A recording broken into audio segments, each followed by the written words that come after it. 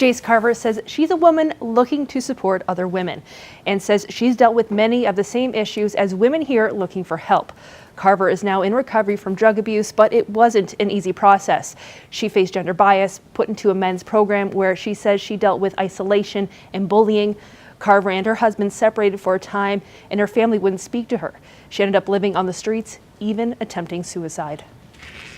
Now she's back with her husband. She's recently started working at the Welcome Center to help find permanent housing for women using the shelter's services. Carver says she realized she had to treat herself as a client and figure out what she would need to get clean and sober.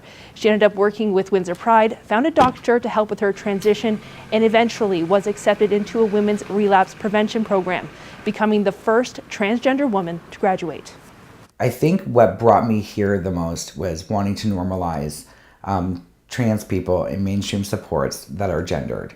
I know that there's a lot of stuff going on around Canada right now with equal rights to access to supports for trans women.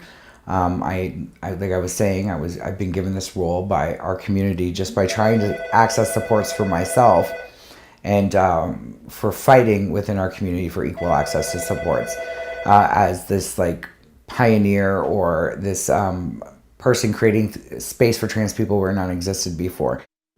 Carver started a program to help people like her. It helps those isolate what they want to work on and what they need help with.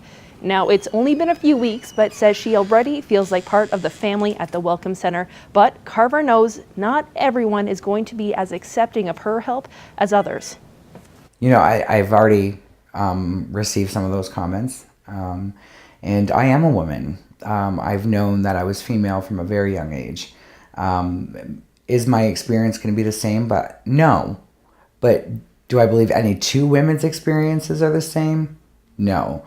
What I know for me is that in these last several years since I started my transition is that I have, like I said, faced homelessness, addiction, sexual assault, physical assault in community, and lack of support from the community. And I know that that lived experience can translate very much so into a center like this and can also be what assists other women to be able to empower them to move them forward in their own lives as well.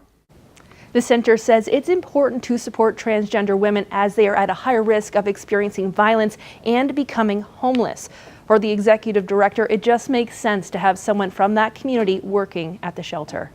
Anything, I think that her presence here is really something I hope will help not only the clients and the staff, but all of us as an agency to become more informed and to learn as we go and navigate the bumps along the way. And luckily we have someone like Jace to do it, who not only is a strong woman, but has a fantastic sense of humor, fits the values and the qualities and the traits that the agency is looking for. And so I think by putting us all together, we're only a stronger group of women for having her. Carver wants people to know that being transgender is only one piece of her story and hopes that by sharing her story, others will know that there is help. Melissa.